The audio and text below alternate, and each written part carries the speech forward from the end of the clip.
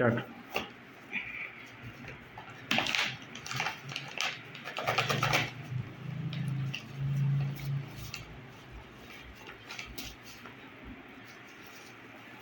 দেখি কি কি এনেছে।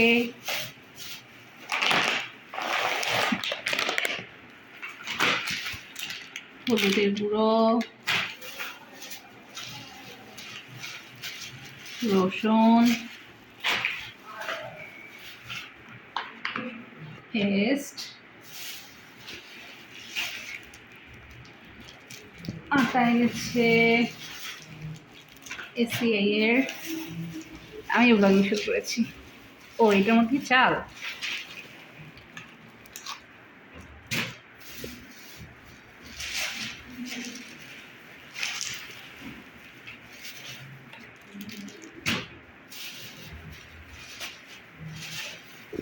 এটা কি ডাল? মুগ ডাল।